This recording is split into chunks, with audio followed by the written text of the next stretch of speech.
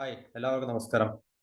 മറ്റൊരു വീഡിയോയിലേക്ക് നമുക്ക് പ്രവേശിക്കാം. ഇന്നത്തെ വീഡിയോയിൽ പേഴ്സണൽ ഫൈനാൻസിനെ കുറിച്ചാണ് പറയുന്നത്. ഒരു വ്യക്തിയുടെ അല്ലെങ്കിൽ ഒരു ഫാമിലിയുടെ പേഴ്സണൽ ഫൈനാൻസ് എത്രയും മെച്ചപ്പെടുത്താൻ സാധിക്കുന്ന രീതിയിലുള്ള ചില ഇൻവെസ്റ്റ്മെൻറ്റ് അല്ലെങ്കിൽ ഡിപ്പോസിറ്റ് ഓപ്ഷൻസ് ആണ് നമ്മൾ ഈ വീഡിയോയിൽ നമുക്ക് എക്സ്പ്ലെയിൻ ചെയ്യാൻ ഉദ്ദേശിക്കുന്നത്. അപ്പം നമ്മൾ സാധാരണ എല്ലാവരും ഒരു കൺവെൻഷണൽ ആയിട്ടുള്ള അല്ലെങ്കിൽ ഒരു ആവറേജ് ഇൻഡിവിജ്വലിനെ സംബന്ധിച്ച് എപ്പോഴും ഓപ്റ്റ് ചെയ്യുന്ന ചില ഡിപ്പോസിറ്റ്സ് അല്ലെങ്കിൽ ഇൻവെസ്റ്റ്മെൻറ്റ് ഓപ്ഷൻസ് ആണ്. നമ്മുടെ ബാങ്കിൽ ഡിപ്പോസിറ്റ് ചെയ്യുക, എഫ് ഡിയിൽ ടേം ഡിപ്പോസിറ്റ് ചെയ്യുക, അല്ലെങ്കിൽ പോസ്റ്റ് ഓഫീസ് സ്കീംസിലൊക്കെ ഡിപ്പോസിറ്റ് ചെയ്യുക എന്നുള്ളത്. അപ്പോൾ സാധാരണ ഒരു വ്യക്തിയെ സംബന്ധിച്ച് ഈ രണ്ട് ചാനൽസ് ഓഫ് ഇൻവെസ്റ്റ്മെൻറ്റ് അല്ലെങ്കിൽ ഓപ്ഷൻസ് ഓഫ് ഇൻവെസ്റ്റ്മെൻറ്റ് മാത്രമേ അവർക്ക് പൊതുവെ അറിയത്തുള്ളൂ.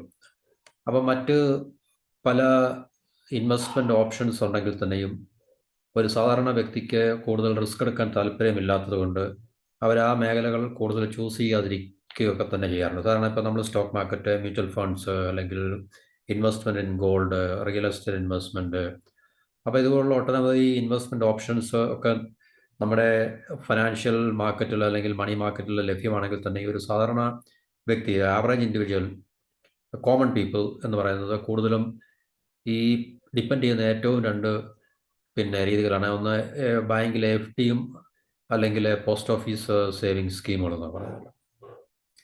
പിന്നെ നമ്മൾ ഈ ബാങ്ക് സെക്ടറിലല്ലാത്ത നമ്മുടെ കോപ്പറേറ്റീവ് സെക്ടറിലൊക്കെ ആൾക്കാർ കൊണ്ട് ഡെപ്പോസിറ്റ് ചെയ്യുന്നുണ്ട്. അതിനെക്കുറിച്ചല്ല നമ്മൾ പറയുന്നത്. നമ്മൾ ആർ ബി ഐയുടെ കൺട്രോളിലുള്ള അല്ലെങ്കിൽ ആർ ബി ഐയുടെ ലൈസൻസോടുകൂടി വർക്ക് ചെയ്യുന്ന ബാങ്കിങ് ഇൻസ്റ്റിറ്റ്യൂഷൻസ്, അതുപോലെ തന്നെ പോസ്റ്റ് ഓഫീസ് നമുക്കറിയാം സെൻട്രൽ ഗവൺമെൻറ് പരിധിയിൽ വരുന്നതാണ്. അപ്പോൾ ഈ രണ്ടും റിസ്ക് ഫ്രീ ആണ്. നമുക്ക് വളരെ സെക്യൂറായിട്ടുള്ള ഇടങ്ങളാണ് നമ്മുടെ പണം പാർക്ക് ചെയ്യാൻ വേണ്ടി. അപ്പം അങ്ങനെ നമ്മൾ വെച്ച് നോക്കുമ്പോൾ എഫ് ഡി എ ഒരു വ്യക്തിക്ക് ഫിക്സഡ് ഡിപ്പോസിറ്റ് അല്ലെങ്കിൽ ടേം ഡിപ്പോസിറ്റ് ഒരു വ്യക്തിക്ക് അല്ലെങ്കിൽ ഒരു കുടുംബത്തിന് അക്സെപ്റ്റ് ചെയ്യാവുന്ന അല്ലെങ്കിൽ ഡിപ്പെൻഡ് ചെയ്യാവുന്ന ഒരു ഇൻവെസ്റ്റ്മെൻറ്റ് ഓപ്ഷനാണ്. അതിന് നമുക്ക് ഇൻവെസ്റ്റ്മെൻ്റ് എന്ന് പറയാൻ സാധിക്കത്തില്ല, കാരണം ഫിക്സഡ് ഡിപ്പോസിറ്റ് എന്നാണ് പറയുന്നത്. നമ്മൾ ബാങ്കിൽ ഡിപ്പോസിറ്റ് ചെയ്യാണ്, എന്നാൽ നമുക്കൊരു റിട്ടേൺ തരുന്നതുകൊണ്ട് നമുക്ക് അതിൻ്റെ ഇൻവെസ്റ്റ്മെൻറ്റ് ഓപ്ഷൻ നമുക്ക് കരുതാം. നമുക്ക് പിന്നുള്ളത് ഇവിടെ പറയാൻ പോകുന്നത് SIP എന്ന് പറഞ്ഞ സാധനമാണ്. സിസ്റ്റമാറ്റിക് ഇൻവെസ്റ്റ്മെൻറ്റ് പ്ലാനാണത്. അത് നമുക്ക് തീർച്ചയായിട്ടും മ്യൂച്വൽ ഫണ്ട്സ് വരെ ബന്ധപ്പെട്ട ഒരു ഇൻവെസ്റ്റ്മെൻറ്റ് പ്ലാനാണ് സിസ്റ്റമാറ്റിക് ഇൻവെസ്റ്റ്മെൻറ്റ് പ്ലാൻ എന്ന് പറയുന്നത്. അപ്പോൾ ഈ രണ്ട് ഇൻവെസ്റ്റ്മെൻറ്റ് ഓപ്ഷൻ, അതിൻ്റെ പ്രോസ് ആൻഡ് കോൺസ് അല്ലെങ്കിൽ അതിൻ്റെ അനുകൂലവും പ്രതികൂലമായിട്ടുള്ള ചില കാര്യങ്ങളാണ് വളരെ ചുരുക്കി നമ്മൾ ഈ വീഡിയോക്കകത്തിൽ പറയാൻ പോകുന്നത്. അപ്പം ഒരു സാധാരണ വ്യക്തിയെ സംബന്ധിച്ച് മ്യൂച്വൽ ഫണ്ട്സ് ഓപ്റ്റ് ചെയ്യാവുന്നതാണ്. ബാങ്ക് ഡിപ്പോസിറ്റ് ഓപ്റ്റ് ചെയ്യാവുന്നതാണ്. Bank deposit fixed deposit opt ചെയ്യാവുന്നതാണ്. അപ്പോൾ അത് ബാങ്ക് എന്ന് പറയുമ്പം ബാങ്കിങ് ഇൻസ്റ്റിറ്റ്യൂഷൻസ് ഉണ്ട്, അല്ലെങ്കിൽ non banking financial corporations, NBFC എന്ന് പറയും. അപ്പോൾ ഇന്നത്തെ ഇവിടെ പറഞ്ഞിരിക്കുന്ന ഇപ്പോഴത്തെ സാഹചര്യത്തിൽ നമുക്ക് നിക്ഷേപങ്ങളെക്കുറിച്ച്, കാരണം ആൾക്കാരുടെ കയ്യിൽ നിക്ഷേപിക്കാൻ പണമുള്ള അല്ലെങ്കിൽ നിക്ഷേപിക്കാൻ കപ്പാസിറ്റി ഉള്ള, ഇപ്പോൾ 1 ലക്ഷമായാലും 2 ലക്ഷമായാലും 50,000 ആയാലും നിക്ഷേപിക്കാൻ കപ്പാസിറ്റി ഉള്ള ഒരു വ്യക്തിക്ക് അവരവരുടെ പണം എവിടെ കൊണ്ട് നിക്ഷേപിക്കണം, സെക്യൂറായിട്ട്, സേഫായിട്ട്, സെക്യൂറായിട്ട് എവിടെ കൊണ്ട് നിക്ഷേപിക്കണമെന്ന് ആലോചിക്കുമ്പോൾ അവരുടെ മുന്നിലേക്ക് വരുന്ന ഏറ്റവും പ്രധാനപ്പെട്ട ഒരു ഇൻവെസ്റ്റ്മെൻറ്റ് രീതിയാണ്, നിക്ഷേപ രീതിയാണ് നമ്മുടെ ബാങ്കിലെ FD എന്ന് പറഞ്ഞു കഴിഞ്ഞാൽ. പിന്നെ അല്പം കൂടെ ഒരു അവയർനെസ് ഉള്ള വ്യക്തികൾ ചിന്തിക്കുന്നത് സിസ്റ്റമാറ്റിക് ഇൻവെസ്റ്റ്മെൻറ്റ് പ്ലാൻ അഥവാ SIP ആണ്. സ്ഥിര നിക്ഷേപവും സിസ്റ്റമാറ്റിക് ഇൻവെസ്റ്റ്മെൻറ്റ് പ്ലാനും. സ്ഥിര നിക്ഷേപം ഫിക്സഡ് ഡിപ്പോസിറ്റ്. നമ്മളിപ്പോൾ ഏതെങ്കിലും ഒരു ബാങ്കിലോ അല്ലെങ്കിൽ നോൺ ബാങ്കിങ് ഫിനാൻഷ്യൽ കോർപ്പറേഷൻസിലോ NBFC എന്ന് പറയും, അവിടെ നമ്മൾ കൊണ്ടുപോയി നമ്മുടെ പണം ഒരു 3 ഇയേഴ്സ് അല്ലെങ്കിൽ 5 ഇയർ ടേം അല്ലെങ്കിൽ 10 ഇയർ ടേമിലൊക്കെ നമ്മൾ ഡിപ്പോസിറ്റ് ചെയ്യുന്നതാണ് ടേം ഡിപ്പോസിറ്റ് അല്ലെങ്കിൽ ഫിക്സഡ് ഡിപ്പോസിറ്റ് എന്ന് പറയുന്നത്. സിസ്റ്റമാറ്റിക് ഇൻവെസ്റ്റ്മെൻറ്റ് പ്ലാൻ എന്ന് പറഞ്ഞാൽ മ്യൂച്വൽ ഫണ്ട്സിൽ നമ്മൾ ഫണ്ട് സെലക്ട് ചെയ്തിട്ട് ആ ഒരു ഫണ്ടിലേക്ക് നമ്മൾ സിസ്റ്റമാറ്റിക്കായിട്ട് ഫണ്ട് ഇൻവെസ്റ്റ് ചെയ്യുന്നതിനാണ് സിസ്റ്റമാറ്റിക് ഇൻവെസ്റ്റ്മെൻറ്റ് പ്ലാൻ എന്ന് പറയുന്നത്. അപ്പം രണ്ടും തമ്മിൽ വ്യത്യാസമുണ്ട്. വ്യത്യാസം എന്ന് പറഞ്ഞു കഴിഞ്ഞാൽ നമുക്കറിയാം, ബാങ്കിലെ ടേം ഡിപ്പോസിറ്റ് അല്ലെങ്കിൽ ഫിക്സഡ് ഡിപ്പോസിറ്റ് എന്ന് പറഞ്ഞാൽ നമ്മളൊരു സേർട്ടൻ എമൗണ്ട് നമ്മൾ ഡിപ്പോസിറ്റ് ചെയ്ത് കഴിഞ്ഞാൽ പിന്നെ നമുക്കതിനകത്തിൽ മറ്റു കാര്യങ്ങളൊന്നും ചെയ്യാൻ സാധിക്കത്തില്ല. ഇപ്പോൾ ഉദാഹരണം, നമ്മൾ ജാനുവരി 1 ഒരു ബാങ്കിലെ ഏതെങ്കിലും ഒരു ബാങ്കിൽ പോയിട്ട് നമ്മൾ 1 ലക്ഷം രൂപ ഫിക്സഡ് ഡിപ്പോസിറ്റ് ചെയ്യുകയാണെങ്കിൽ 5 വർഷത്തേക്ക് ചെയ്യുകയാണെങ്കിൽ പിന്നെ നമുക്ക് അതിനകത്തിൽ വേറെ ഒന്നും ചെയ്യില്ല. 5 വർഷത്തേക്ക് ഈ 1,00,000 രൂപ ഫിക്സഡ് ഡെപ്പോസിറ്റ് എടുക്കും. പിന്നെ അതിൻ്റെ ഇയർലി ഇൻട്രസ്റ്റ് എന്നാണ് അത് ആഡ് ചെയ്തുകൊണ്ടിരിക്കും. മ്യൂച്വൽ ഫണ്ട്സ് സിസ്റ്റമാറ്റിക് എന്ന് പറഞ്ഞാൽ നമ്മൾ കൺസിസ്റ്റൻ്റ് ആയിട്ട് ഇപ്പം നമ്മൾ ചൂസ് ചെയ്യുന്നൊരു ടൈം പീരീഡിലൊക്കെ നമ്മൾ ഇപ്പോൾ ഫോർ എക്സാമ്പിൾ അതിന് ഒത്തിരി ഓപ്ഷൻസ് ആണ് അതിൽ. ഇപ്പം നമ്മൾ ഏതെങ്കിലും ഒരു ഫണ്ട് നമ്മൾ സെലക്ട് ചെയ്തു, നമ്മൾ SIP 500 രൂപ വെച്ച് ഒരു മാസം നമ്മൾ ഡിപ്പോസിറ്റ് ചെയ്യാൻ അല്ലെങ്കിൽ ഇൻവെസ്റ്റ് ചെയ്യാൻ തീരുമാനിച്ചെങ്കിൽ നമ്മൾ എല്ലാ മാസവും ആ ഫണ്ടിലേക്ക് നമ്മൾ 500 രൂപ വെച്ച് നമുക്ക് ഡിപ്പോസിറ്റ് ചെയ്യാൻ സാധിക്കും.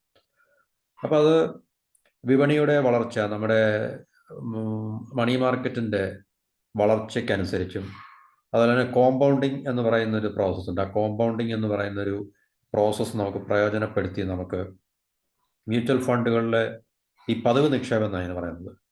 സിസ്റ്റമാറ്റിക് ഇൻവെസ്റ്റ്മെൻ്റ് എന്ന് പറയുന്നത് പതിവ് നിക്ഷേപം. പതിവായി നമ്മൾ നിക്ഷേപിച്ചുകൊണ്ടിരിക്കുകയാണ്. അപ്പോൾ അങ്ങനെ നമുക്ക് മ്യൂച്വൽ ഫണ്ടിലെ ഇൻവെസ്റ്റ്മെൻറ്റിൽ നമുക്ക് ബാങ്ക് FDയെക്കാളും കൂടുതൽ മെച്ചവും നേട്ടവും ഉണ്ടാക്കാൻ സാധിക്കും. അല്ലെങ്കിൽ നമ്മുടെ സമ്പാദ്യത്തെ കൂടുതൽ പ്രയോജനകരമാക്കി നമുക്ക് സൃഷ്ടിക്കാൻ സാധിക്കും എന്നുള്ളതാണ് ഇതിൻ്റെ ഒരു പ്രത്യേകത എന്ന് പറഞ്ഞു കഴിഞ്ഞാൽ. പക്ഷേ സ്ഥിര നിക്ഷേപം എന്ന് പറഞ്ഞു കഴിഞ്ഞാൽ എന്താണ്, നമ്മൾ മുൻകൂട്ടി നിശ്ചയിച്ചൊരു കാലയളവുണ്ട്. ഇപ്പോൾ 3 വർഷത്തേക്ക് നമ്മൾ ഡിപ്പോസിറ്റ് ചെയ്യുന്നു, അല്ലെങ്കിൽ 1 വർഷത്തേക്ക്, ഇപ്പോൾ 6 മാസത്തേക്ക് നമുക്ക് ഡിപ്പോസിറ്റ് ചെയ്യാം, 1 വർഷത്തേക്ക് നമുക്ക് ഡിപ്പോസിറ്റ് ചെയ്യാം, 3 വർഷത്തേക്ക്, 5 വർഷത്തേക്ക്, 10 വർഷത്തേക്ക് ഒക്കെ നമുക്ക് ഡിപ്പോസിറ്റ് ചെയ്യാം. അപ്പോൾ അത് നേരത്തെ പ്രീ ഡിറ്റർമിൻഡ് ആയിട്ടുള്ള ഒരു കാലയളവാണ്, ടൈം പീരീഡാണത്. അപ്പോൾ അതിലേക്ക് നമ്മളൊരു സ്ഥിരമായിട്ടുള്ള സ്ഥിരമായ ഒരു എമൗണ്ട് നമ്മൾ ഡിപ്പോസിറ്റ് ചെയ്യുകയാണ്. ഇപ്പോൾ 1,00,000 രൂപ നമ്മൾ 5 വർഷത്തേക്ക് ഡിപ്പോസിറ്റ് ചെയ്തിരിക്കുന്നു. അപ്പോൾ അതിന് കിട്ടുന്ന റിട്ടേൺ എന്ന് പറഞ്ഞു കഴിഞ്ഞാൽ ബാങ്ക് പറയുകയാണ് നിങ്ങൾക്ക് 1 വർഷത്തേക്ക് 6% അല്ലെങ്കിൽ 6.5% റിട്ടേൺ തരാം. അപ്പോൾ നമുക്ക് ആ ഒരു ഫിക്സ്ഡ് ആയിട്ടുള്ള റിട്ടേൺ മാത്രമേ കിട്ടത്തുള്ളൂ ബാങ്ക് ഡിപ്പോസിറ്റിൽ നിന്ന്, ഫിക്സഡ് ഡിപ്പോസിറ്റിൽ നിന്ന്. പക്ഷേ അറ്റ് ദ സെയിം ടൈം അതിൻ്റെ റിസ്ക് വളരെ കുറവാണ്. ഇവിടെ പറയുന്ന അപകടരഹിത നിക്ഷേപ രീതിയാണ്. അപകടരഹിതം എന്ന് പറഞ്ഞാൽ നമുക്കൊരു രീതിയിലും നഷ്ടം ഉണ്ടാകില്ല. കാരണം തീർച്ചയായിട്ടും നമുക്ക് നിക്ഷേപിച്ച എമൗണ്ടിൻ്റെ കൂടെ അവർ പ്രോമിസ് ചെയ്ത ആ റിട്ടേൺ നമുക്ക് എന്തായാലും ആ കാലയളവ് കഴിഞ്ഞ് നമുക്ക് കിട്ടുമെന്നുള്ളൊരു ഉറപ്പാണ് നമുക്ക്. പക്ഷേ സിപ്പിൽ അങ്ങനെയുള്ള ഗ്യാരണ്ടി ഇല്ല. കാരണം സിപ്പ് എന്ന് പറഞ്ഞാൽ മ്യൂച്വൽ ഫണ്ടിൽ, കാരണം മാർക്കറ്റിൻ്റെ വളർച്ച ഉണ്ടെങ്കിൽ നമുക്ക് കൂടുതൽ റിട്ടേൺ കിട്ടും. മാർക്കറ്റിന് തളർച്ചയാണെങ്കിൽ തീർച്ചയായിട്ടും നമ്മുടെ ഇൻവെസ്റ്റ് ചെയ്ത എമൗണ്ടിനേക്കാൾ താഴെ വന്ന് നിൽക്കാനുള്ള സാഹചര്യം ഉണ്ടാകും. കാരണം അവിടെ റിസ്ക് കൂടുതലാണ് അവിടെ. കാരണം വൊളാറ്റിലിറ്റി അല്ലെങ്കിൽ സ്ഥിരത അവിടെ ഇല്ല, മാർക്കറ്റിന് സ്ഥിരതയില്ല. കാരണം മാർക്കറ്റിൻ്റെ വളർച്ചയും തളർച്ചയും ഉണ്ടാകാം. ആ വളർച്ചയ്ക്കനുസരിച്ച് വളരുകയും തളർച്ചയ്ക്കനുസരിച്ച് അത് നമ്മൾ നിക്ഷേപിച്ച എമൗണ്ടിന് അതിൽ ഡിപ്രീസിയേഷൻ ഉണ്ടാകാനുള്ള സാധ്യതയും അവിടെ ഉണ്ട്, SIPയിലുണ്ട്. അപ്പം FD സുരക്ഷിതമാണെന്ന് പറഞ്ഞു, സെക്യൂറാണ്, സേഫാണ്. അതുപോലെ തന്നെ നമുക്കറിയാം, ഇന്ന് നമ്മൾ ജാനുവരി 1 1,00,000 രൂപ ബാങ്കിൽ ഒരു SBIയിൽ അല്ലെങ്കിൽ അതുപോലെ ഏതെങ്കിലും ഒരു ബാങ്കിൽ നമ്മൾ കൊണ്ടിട്ട് കഴിഞ്ഞാൽ അവർ നമുക്ക് പ്രോമിസ് ചെയ്യുന്നു, ഫോർ എക്സാമ്പിൾ 6.5% നിങ്ങൾക്കൊരു വർഷം ഇൻട്രസ്റ്റ് തരും. അപ്പോൾ നമുക്കതിൻ്റെ 1 വർഷം കഴിഞ്ഞാൽ കിട്ടുന്ന എമൗണ്ട് നമുക്ക് പ്രഡിക്റ്റബിളാണ്. അവരന്നേരം തന്നെ നമുക്കറിയാം ബാങ്കിൽ FD ഇടുന്നവരാണ് ഒട്ടുമിക്ക ആൾക്കാരെല്ലാം തന്നെ. അപ്പോൾ നമുക്ക് FDയുടെ സർട്ടിഫിക്കറ്റ് അതിനകത്ത് തന്നെ നമുക്ക് 1 വർഷം കഴിഞ്ഞാൽ കിട്ടുന്ന എമൗണ്ട് നമുക്ക് പ്രിസ്ക്രൈബ്ഡ് ആണ് ശരിക്കും പറഞ്ഞു കഴിഞ്ഞാൽ. അതിനകത്ത് ശരിക്കും എന്താണ് അത് മെൻഷൻ ചെയ്തിരിക്കും. അപ്പോൾ നമുക്കറിയാം 1 വർഷം കഴിഞ്ഞ് ഇത്ര രൂപ അതിനകത്ത് ഇത് കിട്ടും എന്നുള്ള കാര്യം നമുക്ക് സുരക്ഷിതമായിട്ട് അല്ലെങ്കിൽ തീർച്ചയായിട്ടും നമുക്കറിയാൻ സാധിക്കും. അപ്പം നമ്മുടെ പൊതുവെയുള്ള ആൾക്കാരിൽ 2 തരത്തിലുള്ള നിക്ഷേപകരുണ്ട്. കൂടുതൽ റിസ്ക് എടുക്കാൻ താല്പര്യമില്ലാത്തവരും, അവരെ നമുക്ക് വേണമെങ്കിൽ കൺസർവേറ്റീവ് എന്നോ അല്ലെങ്കിൽ കൺവെൻഷണൽ ഇൻവെസ്റ്റേഴ്സ് എന്നോ അല്ലെങ്കിൽ ട്രഡീഷണൽ എന്നൊക്കെ നമുക്ക് വേണേൽ പറയാം. കാരണം അവർക്ക് കൂടുതൽ റിസ്ക് എടുക്കാൻ താല്പര്യമില്ല. കാരണം അവർ ഈ പറഞ്ഞ പോലെ തന്നെ അവർക്കൊരു സർട്ടൻ എമൗണ്ട് ഡിപ്പോസിറ്റ് ചെയ്യാനോ ഇൻവെസ്റ്റ് ചെയ്യാനുണ്ട്. അവർ ഈ പറഞ്ഞ സുരക്ഷിതമായിട്ടുള്ള ഏതെങ്കിലും മേഖലകളിൽ കൊണ്ട് അവരുടെ മണി പാർക്ക് ചെയ്യുന്ന ഒരു മൈൻഡ് സെറ്റുള്ള ആൾക്കാരായിരിക്കും. ഒരു വിഭാഗം എന്ന് പറഞ്ഞാൽ അവർക്ക് റിസ്ക് കൂടുതൽ റിട്ടേൺ കിട്ടാൻ ആഗ്രഹമുള്ളതുകൊണ്ട് ഏത് റിസ്ക്കും എടുക്കാൻ അവർ താല്പര്യം കാണിക്കുന്ന ആൾക്കാരാണ്. അപ്പം അങ്ങനെയുള്ള ആൾക്കാർക്ക് പിന്നെ മ്യൂച്വൽ ഫണ്ട്, FDയെക്കാളിലും മ്യൂച്വൽ ഫണ്ട് എന്ന് പറയുന്ന ഒരു ഓപ്ഷൻ, അതിനകത്തിൽ സിസ്റ്റമാറ്റിക് ഇൻവെസ്റ്റ്മെൻറ്റ് പ്ലാൻ അവർക്ക് തിരഞ്ഞെടുക്കാൻ കഴിയുന്നതാണ്. അപ്പോൾ ഈ സ്ഥിര നിക്ഷേപങ്ങൾക്ക് നമുക്കറിയാം 6 മുതൽ 8% വരെയൊക്കെ പലിശ ഏത് ബാങ്കിൽ ചെന്ന് കഴിഞ്ഞാലും നമുക്ക്, പല ബാങ്കിലും പല സ്ട്രക്ചർ ആയിരിക്കും. എല്ലാ ബാങ്കും ഒരുപോലല്ല ഇൻട്രസ്റ്റ് തരുന്നത്. അപ്പോൾ ആ ബാങ്കിൻ്റെ ഇൻഡിവിജ്വൽ പോളിസി അനുസരിച്ചും അവരുടെ ബാങ്കിൻ്റെ ഫൈനാൻഷ്യൽ കണ്ടീഷൻ പൊസിഷനൊക്കെ അനുസരിച്ചായിരിക്കും അവർ കൊടുക്കാൻ നിശ്ചയിച്ചിരിക്കുന്ന ഇൻട്രസ്റ്റ് റേറ്റ് അല്ലെങ്കിൽ പലിശ നിരക്ക് നിശ്ചയിക്കുന്നത്. ഇപ്പം നമ്മൾ SBIയിൽ ചെല്ലുമ്പോൾ കിട്ടുന്ന റേറ്റ് ആയിരിക്കത്തില്ല HDFCയിൽ ചെല്ലുന്നത്, അവിടെ ചെല്ലുമ്പോൾ കിട്ടുന്ന റേറ്റ് ആയിരിക്കത്തില്ല ICICIയിൽ കിട്ടുന്നത്, അപ്പോൾ അവിടെ ICICIയിൽ കിട്ടുന്ന റേറ്റ് ആയിരിക്കത്തില്ല ബാങ്ക് ഓഫ് ബറോഡയിൽ കിട്ടുന്നത്. നേരിയ വ്യത്യാസങ്ങളൊക്കെ അങ്ങോട്ടും ഇങ്ങോട്ടും ഉണ്ടാകും. അപ്പോൾ അത് ബാങ്ക് ടു ബാങ്ക് അത് ഡിഫർ ചെയ്യുന്നുണ്ട്. പക്ഷേ എപ്പോഴും കോമൺലി അല്ലെങ്കിൽ ജനറലി 6 to 8%, 8% വരെ ഒക്കെ ഓഫർ ചെയ്യാം. അങ്ങനെ ബാങ്കുകൾ വ്യത്യാസപ്പെടുന്നതനുസരിച്ച് ഈ പറഞ്ഞ റേറ്റും വ്യത്യാസപ്പെടുന്നുണ്ട്. അപ്പോൾ പലിശ നിരക്ക് ഓഫർ ചെയ്യുന്നതുകൊണ്ട് നമുക്ക് കൃത്യമായിട്ടുള്ള എമൗണ്ട്, നമുക്ക് കിട്ടാൻ പോകുന്ന amount at the end of that period, നമ്മുടെ ആ ഡിപ്പോസിറ്റ് ടേം കഴിയുമ്പോൾ അല്ല ഇൻവെസ്റ്റ്മെൻറ്റ് ടേം കഴിയുമ്പോഴുള്ള നമുക്ക് എത്ര എമൗണ്ട് നമ്മുടെ പ്രിൻസിപ്പൽ പ്ലസ് ഇൻട്രസ്റ്റ് കൂട്ടി ടോട്ടൽ എമൗണ്ട് എത്ര നമുക്കറിയാൻ സാധിക്കും. നമുക്ക് അവിടെ റിസ്ക് ഇല്ല നമുക്ക്. അപ്പം ഇത് മുതിർന്ന പൗരന്മാർക്ക്, സീനിയർ സിറ്റിസൺസിന് ബാങ്കുകൾ അല്പം കൂടി ഉയർന്ന പലിശ നിരക്ക് അവർ ഓഫർ ചെയ്യാറുണ്ട്. അപ്പം ഇവിടെ ഇപ്പോൾ ഉദാഹരണത്തിന് നമ്മൾ 8 ലക്ഷം രൂപ നിക്ഷേപിച്ചാൽ, ഫിക്സഡ് ഡിപ്പോസിറ്റിൻ്റെ കാര്യമാണ് പറയുന്നത്, ഏതെങ്കിലും ഒരു ബാങ്കിൽ ഫിക്സഡ് ഡിപ്പോസിറ്റിൽ നമ്മൾ 8 ലക്ഷം രൂപ നിക്ഷേപിച്ചാൽ, ഇൻവെസ്റ്റ് ചെയ്ത് കഴിഞ്ഞാൽ 5 വർഷത്തേക്ക് അത് 10,92,000 രൂപ. ഇത് പ്രിസൈസ് അല്ല, ഇതൊരു എക്സാമ്പിളാണ്, ഏകദേശം ഒരു ജനറലായിട്ടുള്ള അസസ്മെൻ്റാണ്. എന്നാലും നമുക്ക് 8 ലക്ഷം രൂപ ഇന്നത്തെ കാലയളവിൽ നമ്മൾ ഡിപ്പോസിറ്റ് ചെയ്യുകയാണെങ്കിൽ 10,92,000 രൂപയായിട്ടത് ഇൻക്രീസ് ചെയ്യാനുള്ള സാധ്യതയുണ്ടെന്നാണ് പറയുന്നത്. പിന്നെ മെച്യൂരിറ്റി കാലയളവ് പൂർത്തിയാക്കുന്നതിന് മുമ്പ് നമുക്ക് അറിയാം FDയിൽ നമുക്കത് വിഡ്രോ ചെയ്യാൻ സാധിക്കും. വിഡ്രോ ചെയ്യുമ്പോൾ നമുക്ക് ഒരു മാർജിനൽ എമൗണ്ട് അവർ ഫൈൻ ഇമ്പോസ് ചെയ്യും ഏത് ബാങ്കും. അപ്പം ഈ പറഞ്ഞ കാലയളവിന് ഇപ്പോൾ 5 വർഷത്തേക്ക് ഡിപ്പോസിറ്റ് ചെയ്യണം. പക്ഷെ നമുക്കൊരു 3 വർഷം കഴിഞ്ഞ് 4 വർഷം കഴിഞ്ഞ് നമുക്ക് പെട്ടെന്നൊരു ഇമർജൻസി അത്യാവശ്യം ഉണ്ടായെങ്കിൽ നമുക്ക് ആ പൈസ നമുക്ക് വിഡ്രോ ചെയ്യാം. പക്ഷേ അവരാദ്യം പ്രോമിസ് ചെയ്ത എമൗണ്ട് നമുക്ക് അത്രയും കിട്ടത്തില്ല. കുറച്ച് എമൗണ്ട് അതിനകത്ത് നിന്ന് റെഡ്യൂസ് ചെയ്ത് അല്ലെങ്കിൽ ഡിഡക്റ്റ് ചെയ്തതിന് ശേഷം മാത്രമേ കിട്ടത്തുള്ളൂ നമുക്ക്. പക്ഷേ എന്നാൽ ഫ്ലെക്സിബിലിറ്റി ഉണ്ട് നമുക്ക്. അതുപോലെ തന്നെ നമ്മളുടെ പിന്നെ വരുമാന സ്ലാബ് അനുസരിച്ച് പലിശ, FDയുടെ ഇൻട്രസ്റ്റ് നമുക്ക് പലിശ കൊടുക്കേണ്ടി വരുന്നുണ്ട്.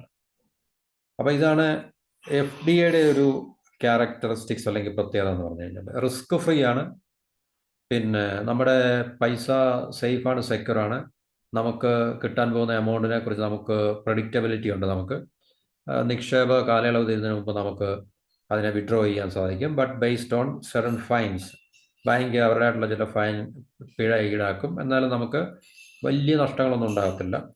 അപ്പോൾ ഇവിടെ ഒരു 8 ലക്ഷം രൂപ നമ്മൾ 5 വർഷത്തേക്ക് നിക്ഷേപിച്ചു കഴിഞ്ഞാൽ ഒരു 10,92,000 രൂപ, ഏകദേശം 2,92,000 രൂപ എക്സ്ട്രാ നമുക്ക് ഇന്നത്തെ സാഹചര്യത്തിൽ ഏത് FDയിൽ നിക്ഷേപിച്ചാലും 8 ലക്ഷം രൂപ നിക്ഷേപിച്ചാൽ നമുക്ക് കിട്ടാനുള്ള സാധ്യതയുണ്ടെന്നാണ് പറയുന്നത്.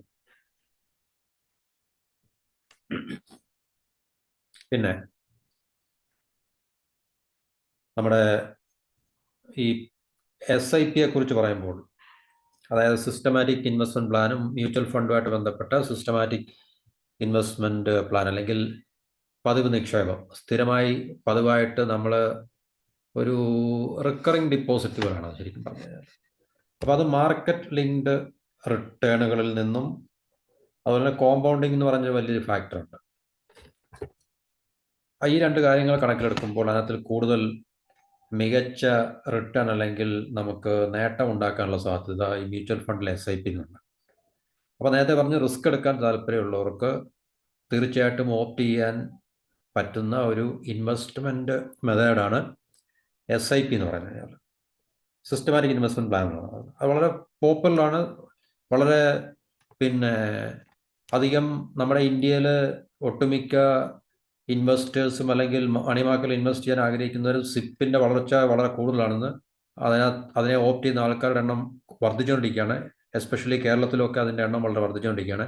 അപ്പോൾ അതിൻ്റെ പോപ്പുലാരിറ്റിയും അല്ലെങ്കിൽ അതിൻ്റെ അക്സെപ്റ്റൻസും ഒക്കെ വളരെ കൂടുതലാണെന്ന് നമുക്ക് മനസ്സിലാക്കാൻ സാധിക്കും. അപ്പോൾ ഇന്നത്തെ സാഹചര്യം നമ്മൾ കണക്കിലെടുക്കുകയാണെങ്കിൽ 12% വാർഷിക വരുമാനം എന്ന് വെച്ചാൽ ഇതിന് 12% നമുക്ക് റിട്ടേൺ കിട്ടും എന്നുള്ളൊരു അസസ്മെൻറ്റിൽ 60 മാസം, അതായത് 5 വർഷത്തേക്ക് 8 ലക്ഷം രൂപ നിക്ഷേപിക്കുകയാണെങ്കിൽ മ്യൂച്വൽ ഫണ്ടിൽ ഏകദേശം 11,50,000 മുതൽ 12 ലക്ഷം രൂപ വരെ റിട്ടേൺ നമുക്ക് നേടാം. മറ്റേ ബാങ്കിൽ 10,52,000 കിട്ടത്തില്ലായിരുന്നു. അതിനേക്കാളും മികച്ച റിട്ടേൺ എന്തായാലും സിപ്പിനകത്തിൽ കൂടെ നമുക്ക്, മ്യൂച്വൽ ഫണ്ടിൽ കൂടെ നമുക്ക് ഒരു ഇൻവെസ്റ്ററിന് തീർച്ചയായിട്ടും നേടിയെടുക്കാൻ സാധിക്കും എന്നുള്ളത് നമുക്ക് പല എക്സാമ്പിൾസ്, ഉദാഹരണങ്ങളോ അല്ലെങ്കിൽ ഹിസ്റ്റോറിക്കൽ റെക്കോർഡ്സ് എല്ലാം പരിശോധിച്ച് നമുക്ക് മനസ്സിലാക്കാൻ പറ്റും. പക്ഷേ ഇതിനകത്തിൽ ഒരു പ്രശ്നം എന്ന് പറഞ്ഞു കഴിഞ്ഞാൽ, ഫിക്സഡ് ഡിപ്പോസിറ്റിന് കിട്ടുന്ന സെക്യൂരിറ്റി അല്ലെങ്കിൽ കംഫർട്ട്, ഒരു കുഷനും നമുക്കിവിടെ കിട്ടത്തില്ല. മറ്റേത് നമുക്ക് റിസ്ക് ഫ്രീ ആണെന്ന് പറഞ്ഞു. കാരണം അത് ബാങ്കിൽ നമ്മളൊരു ടേമിലേക്ക് ഡെപ്പോസിറ്റ് ചെയ്യുന്നതുകൊണ്ട് അവർ പറഞ്ഞ കൃത്യമായിട്ടുള്ള ഇൻട്രസ്റ്റ് നമുക്ക് കിട്ടും. നമ്മുടെ പ്രിൻസിപ്പൽ അമൗണ്ടും സേഫാണ്. പക്ഷേ ഇവിടെ നമുക്കറിയാം, ഇത് മാർക്കറ്റിൽ, മണി മാർക്കറ്റ് അല്ലെങ്കിൽ സ്റ്റോക്ക് മാർക്കറ്റിൽ, മണി മാർക്കറ്റിൽ ഇൻവെസ്റ്റ് ചെയ്യുന്നത് കൊണ്ട് മാർക്കറ്റിൻ്റെ ചാഞ്ചാട്ടം എന്ന് പറയും, വോളാറ്റിലിറ്റി അനുസരിച്ചിട്ട്. കാരണം മാർക്കറ്റിൽ കുതിപ്പുണ്ടാകാം, അതുപോലെ തന്നെ അതിന് താഴോട്ട് ഡിപ്പ് ഉണ്ടാകാം. നമ്മൾ നേരത്തെ പറഞ്ഞ വളർച്ചയും തളർച്ചയും ഉണ്ടാകും മാർക്കറ്റിൽ. അപ്പോൾ ആ വളർച്ചയ്ക്കനുസരിച്ച് വളരാനും അതുപോലെ തന്നെ തിരിച്ച് താഴോട്ട് പോകാനുള്ള സാധ്യത ഉള്ളതുകൊണ്ട് ഇത് റിസ്ക്കിയാണ് മറ്റതിനേക്കാളും കൂടുതൽ. കാരണം ഉറപ്പ് നമുക്ക് പറയാൻ പറ്റത്തില്ല. ഇത് നമ്മൾ ചേരുമ്പോഴേ നമുക്ക് പറയാൻ പറ്റത്തില്ല ഇത്ര വർഷം കഴിഞ്ഞ് നമുക്ക് ഇത്ര ശതമാനം റിട്ടേൺ കിട്ടും എന്ന് പറയാൻ പറ്റത്തില്ല. അല്ലെ ഇതിൻ്റെ നമുക്ക് കിട്ടാൻ പോകുന്ന റിട്ടേണിൻ്റെ എമൗണ്ട്, പ്രിൻസിപ്പൽ അമൗണ്ടും ഇൻട്രസ്റ്റ് അല്ലെങ്കിൽ അതിൻ്റെ അതുപോലുള്ള റിട്ടേണോടെ കൂട്ടി ഇത്ര എമൗണ്ട് നമുക്ക് കിട്ടും. നമുക്ക് ഫിക്സഡ് ഡിപ്പോസിറ്റിനെ പോലെ നമുക്ക് പ്രവചനാതീതമല്ല, പ്രവചിക്കാൻ സാധിക്കത്തില്ല. നമുക്ക് പ്രഡിക്റ്റബിലിറ്റി വളരെ കുറവാണ് ഇതിനകത്ത്. ചാഞ്ചാട്ടം, വിപണിയിലെ ചാഞ്ചാട്ടം മൂലമുള്ള അപകട സാധ്യതകൾ എന്നാണ് പറയുന്നത്. വളരെ അപകട സാധ്യത നമുക്കറിയാം. വിപണിയിൽ നമ്മൾ സ്റ്റോക്ക് മാർക്കറ്റിലോ അല്ലെങ്കിൽ മ്യൂച്വൽ ഫണ്ടിലോ ഒക്കെ ഇൻവെസ്റ്റ് ചെയ്യുമ്പോൾ തീർച്ചയായിട്ടും മാർക്കറ്റിലെ മാറ്റങ്ങൾ ഇതിനെ ബാധിക്കുന്നുണ്ട്. അപ്പോൾ ഉയർന്ന വരുമാനത്തിനുള്ള സാധ്യതകൾ, ഇടത്തരം മുതൽ ദീർഘകാലം വരെയുള്ള സമ്പത്ത് സൃഷ്ടിക്കാനുള്ള സാധ്യതകൾ കൂടുതലാണ്. കാരണം റിസ്ക് കൂടുതലായതാണ്. നമുക്കറിയാം, റിസ്ക് ഫാക്ടർ എവിടെയും കൂടുതലുള്ളപ്പോൾ റിട്ടേണും കൂടുതലാകാനുള്ള സാധ്യതയുണ്ട്. അപ്പോൾ റിസ്ക് എടുക്കാൻ താല്പര്യമുള്ള ഇൻവെസ്റ്റേഴ്സിന്, പ്രോസ്പെക്റ്റീവ് ഇൻവെസ്റ്റേഴ്സിന് തീർച്ചയായിട്ടും ഈ തിരഞ്ഞെടുക്കാൻ പറ്റുന്ന ഒരു മാർഗമാണ് മ്യൂച്വൽ ഫണ്ടിലെ സിപ്പ് എന്ന് പറഞ്ഞു കഴിഞ്ഞാൽ. അപ്പം നേരത്തെ പറഞ്ഞ രണ്ട് ക്ലാസ് ഓഫ് ഇൻവെസ്റ്റേഴ്സ് ഉണ്ട്. ഒന്ന് സുരക്ഷിതത്വവും ഉറപ്പും ആഗ്രഹിക്കുന്നവരും അല്ലാത്തവരും. അപ്പോൾ അങ്ങനെയുള്ളവർക്ക് ഫിക്സഡ് ഡിപ്പോസിറ്റ്, സ്ഥിര നിക്ഷേപം ഒരു വിശ്വസനീയമായിട്ടുള്ള ഓപ്ഷനാണെന്നാണ് പറയുന്നത്. അപ്പം അറ്റ് ദ സെയിം ടൈം നിങ്ങൾക്ക് നിങ്ങളുടെ റിട്ടേൺ മാക്സിമം ആക്കാനാണ് ലക്ഷ്യമെങ്കിൽ, പരമാവധി റിട്ടേൺ ആണ് നിങ്ങളുടെ ലക്ഷ്യമെങ്കിൽ, മാർക്കറ്റ് റിസ്ക് എടുക്കാൻ നിങ്ങൾക്ക് താല്പര്യമുണ്ടെങ്കിൽ ഒന്ന് അതിനുള്ള വില്ലിങ്നെസ്സും അതിനുള്ള കപ്പാസിറ്റിയും. വില്ലിങ്നെസ്സാണ്, റിസ്ക് എടുക്കാൻ താല്പര്യമുണ്ടെങ്കിൽ എന്തെന്ന് സംഭവിച്ചാലും കുഴപ്പമില്ല, മ്യൂച്വൽ ഫണ്ടിൽ ഇൻവെസ്റ്റ് ചെയ്യാമെന്ന് മൈൻഡ് സെറ്റുള്ള ഒരു വ്യക്തിക്ക് അല്ലെങ്കിൽ ഇൻവെസ്റ്ററിന്, പ്രോസ്പെക്റ്റീവ് ഇൻവെസ്റ്ററിന് SIP 5 വർഷത്തിനുള്ളിൽ തീർച്ചയായിട്ടും ഉയർന്ന റിട്ടേൺ നൽകും എന്ന് തന്നെയാണ് നമുക്ക് ഉറച്ചു വിശ്വസിക്കാൻ സാധിക്കുന്നത്. അപ്പോൾ ഇത് നമ്മൾ തിരഞ്ഞെടുക്കുന്നതിന് മുമ്പ് ഇതൊക്കെ ഒരു നമ്മുടെ ഇൻവെസ്റ്റ്മെൻറ്റ് സ്ട്രാറ്റജി നമുക്ക് പറയാൻ പറ്റും. അതൊക്കെ ഒരു വ്യക്തിയുടെ ഇൻവെസ്റ്റ്മെൻറ്റ് സ്ട്രാറ്റജി അനുസരിച്ചാണ്. അപ്പോൾ അത് തിരഞ്ഞെടുക്കുന്നതിന് മുമ്പ് തന്നെ നമ്മളുടെ സാമ്പത്തിക ലക്ഷ്യം, അത് 5 വർഷത്തിനുള്ളിൽ നമുക്ക് ഒരു ലക്ഷ്യമുണ്ട്. അപ്പോൾ അതിനനുസരിച്ചായിരിക്കണം നമ്മളുടെ ഇൻവെസ്റ്റ്മെൻറ്റ് സ്ട്രാറ്റജി, ഇൻവെസ്റ്റ്മെൻറ്റ് ഓപ്ഷൻസ് എല്ലാം തിരഞ്ഞെടുക്കാൻ വേണ്ടി. അതുപോലെ തന്നെ റിസ്ക് ഏറ്റെടുക്കാനുള്ള നമ്മളുടെ വില്ലിങ്നെസ് അല്ലെങ്കിൽ ലാക്ക് ഓഫ് വില്ലിങ്നെസ്, പിന്നെ ലിക്വിഡിറ്റി ആവശ്യങ്ങൾ. ഇപ്പം നമ്മൾ തുടങ്ങി, പക്ഷേ നമുക്ക് ഇൻ ബിറ്റ്വീൻ നമുക്ക് ഏതെങ്കിലും പെട്ടെന്നൊരു ആവശ്യം വരും എന്നുള്ളൊരു കണ്ടീഷൻ ഉണ്ടെങ്കിൽ നമുക്കിതിനെ ലിക്വിഡേറ്റ് ചെയ്ത് നമ്മുടെ ആവശ്യത്തെ മീറ്റ് ചെയ്യാനുള്ള സാധ്യതകൾ. അപ്പം ഇതൊക്കെ കണക്കിലെടുത്തുകൊണ്ട് വേണം തീർച്ചയായിട്ടും നമ്മൾ ഈ രണ്ട് ഓപ്ഷൻസിൽ ഏതാണോ നമ്മുടെ ഇൻവെസ്റ്റ്മെൻറ്റ് സ്ട്രാറ്റജി തിരഞ്ഞെടുക്കാൻ. അപ്പം അതുകൊണ്ട് ഈ രണ്ടും ബെറ്ററാണ്. ഈ രണ്ടും ബെറ്റർ ആയതുകൊണ്ട് അത് നമ്മുടെ ക്ലാസ് ഓഫ് ഇൻവെസ്റ്റർ ഉണ്ട്. നിങ്ങളുടെ ഇൻവെസ്റ്റ്മെൻറ്റ് രീതി അല്ലെങ്കിൽ ലക്ഷ്യങ്ങൾ എന്താണോ അതിനെ അനുസരിച്ച് മാത്രമാണ് നമുക്കിത് തിരഞ്ഞെടുക്കാൻ സാധിക്കുന്നത്. ഒന്നുകൂടെ പറയാം, റിസ്ക് ഏറ്റെടുക്കാൻ തയ്യാറല്ലാത്തവർക്ക് ഫിക്സഡ് ഡിപ്പോസിറ്റും, റിസ്ക് ഏറ്റെടുക്കാൻ തയ്യാറുള്ളവർക്ക് മ്യൂച്വൽ ഫണ്ട് SIPയും തിരഞ്ഞെടുക്കാൻ സാധിക്കുന്നതാണ്. അപ്പോൾ ഈ രണ്ട് ഇൻവെസ്റ്റ്മെൻറ്റ് മെത്തേഡുകളാണ് നമുക്ക് ഇന്നിവിടെ എക്സ്പ്ലെയിൻ ചെയ്യാനുള്ളത്. അപ്പം തീർച്ചയായിട്ടും ഈ രണ്ടും നമ്മളെ ഒരു വ്യക്തിക്ക് അല്ലെങ്കിൽ ഇൻവെസ്റ്ററിന് പരിഗണിക്കാവുന്നതാണ്. അപ്പോൾ തീർച്ചയായിട്ടും നമ്മൾ ഇൻവെസ്റ്റ് ചെയ്യുന്നതിന് മുമ്പ് നമ്മൾ ഇൻവെസ്റ്റ് ചെയ്യാൻ പോകുന്ന ബാങ്കിനെ കുറിച്ച് നമ്മൾ മനസ്സിലാക്കുക, അവരുടെ ഫൈനാൻഷ്യൽ സ്ട്രെങ്ത്, കപ്പാസിറ്റി, ഇതുപോലുള്ള കാര്യങ്ങൾ നമ്മൾ മനസ്സിലാക്കുക. അതുപോലെ തന്നെ മ്യൂച്വൽ ഫണ്ടിലാണ് ഇൻവെസ്റ്റ് ചെയ്യുന്നതെങ്കിൽ ആ മ്യൂച്വൽ അസറ്റ് മാനേജ്മെൻറ്റ് കമ്പനിയെക്കുറിച്ച് നമ്മൾ മനസ്സിലാക്കുക. എന്നിട്ട് നമ്മളുടെ ഇൻവെസ്റ്റ്മെൻറ്റ് പ്ലാൻ തയ്യാറാക്കുക, ഇൻവെസ്റ്റ്മെൻറ്റ് ഡിസിഷൻ എടുക്കുക. അപ്പം ഇത്രയും പറഞ്ഞുകൊണ്ട് ഈ വീഡിയോ നമുക്കിവിടെ അവസാനിപ്പിക്കാം. മറ്റൊരു ടോപ്പിക്കുമായി അടുത്ത വീഡിയോയിൽ കാണുന്നവരെ എല്ലാവർക്കും നന്ദി, നമസ്കാരം. നിങ്ങൾ ഈ ചാനൽ സബ്സ്ക്രൈബ് ചെയ്യുക ദയവായിട്ട്. ഈ വീഡിയോ മറ്റുള്ളവരിലേക്ക് എത്തിച്ചു കൊടുക്കാൻ ഷെയർ ചെയ്യുക. അപ്പോൾ തീർച്ചയായിട്ടും ഇത്രയും നേരം ഈ വീഡിയോ കണ്ടതിൽ ഒരിക്കൽ കൂടി എല്ലാവർക്കും ഞാൻ എൻ്റെ നന്ദി പറയുന്നു. നമസ്കാരം.